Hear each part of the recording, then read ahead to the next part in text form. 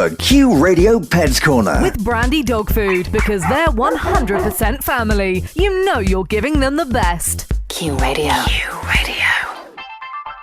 Welcome to Pets Corner with me, Sharon Jennings. Coming up in today's show, we get advice about what to do when you bring a new kitten into the home. And we also talk to the Rainbow Rehoming Centre about how you can help to keep their dogs and cats cosy through the winter. The Q Radio Pets Corner. Now, there is nothing cuter or cosier than a new kitten, but it does come with responsibilities. So what happens when you get that beautiful kitten home? Well, joining me is Dr. Sarah Millsop, pet behaviourist. You're very welcome, Sarah. Oh, Sharon, it's lovely to be back on the show. Thanks for having me again. Now, you're talking from absolutely recent experience that you've just got yourself a new kitten, haven't you, Sarah? I have, and he is literally sitting on my notes in front of me now on the table. So yes, he's very much involved in this whole process today. So, Sarah, we talk a lot about, when we get a puppy home, but there are lots to learn about training a kitten as well. Well, definitely. I mean, I think that people tend to get a cat or a kitten and just place them in the house and expect them to get on with it. It's like any other animal that we bring into our homes. It's really important to remember that they are there because we want them. And so it's up to us to make all of the compromises to enable them to have a happy and comfortable life with us. So really, I think it's about making our pets feel safe. So there are lots of things that we can do to make that transition easier for them. Now, the first thing I would recommend would be making sure that you're not using any kind of punishment.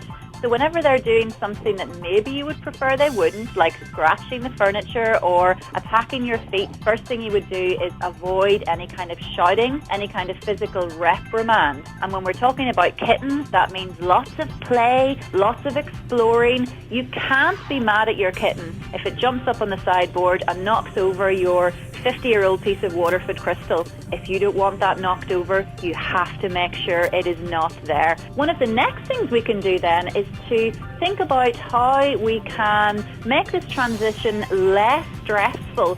They are very, very tuned into smell. So one of the things that you can do before you take your cat or kitten into the house is actually to leave them a piece of clothing or a piece of bedding that smells of you, and to take something that smells of them back to your house and actually rub that over key areas of the house. And whenever they then arrive in the house, their smell will be there, and that will really help to reassure them. That's such a good tip, Sarah. One of the other things that we can do for cats and kittens is to give them some really safe places to hide. They may not want to interact with you when they first arrive in the house. Don't try to lift them up or restrain them. Don't force contact, but instead allow them to observe their new environment from a safe place. And the last thing I would say would be that don't take your kitten in and then the next day suddenly go out to work for 8 hours. Let them get used to being by themselves gradually.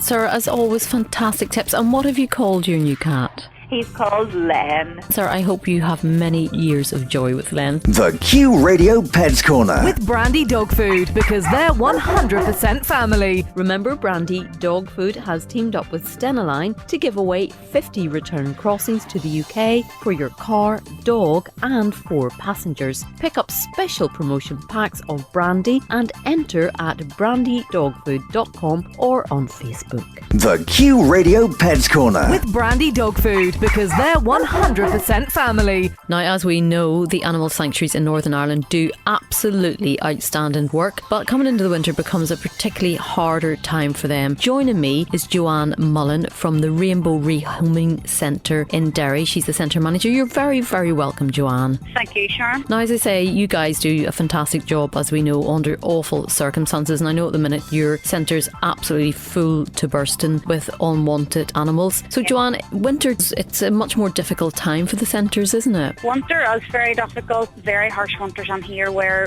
water frozen and you're melting water bowls with kettles, and we would have an alliance with the other sanctuaries, but they would all say the same. They find winter very difficult. And you do rely a lot on donations, Joanne. We get no government funding, so we run totally on donations from the public and fundraising events that we've organised ourselves. Without that support from the public, there's no way that we could stay open. People are very good. They donate standing orders monthly, which are a great help to us. They also donate blankets. What we find is most beneficial to us would be the fleecy blankets that we can wash and dry quite quickly. Joanne Mullen from the Rainbow Rehoming Centre, thank you very much. And if anyone would like to make a donation, you can find the centres on Facebook, and you've got a website as well. And I hope you get lots of donations. The Q Radio Pets Corner. With Brandy Dog Food, because they're 100% family. You know you're giving them the best. Q Radio. Q Radio.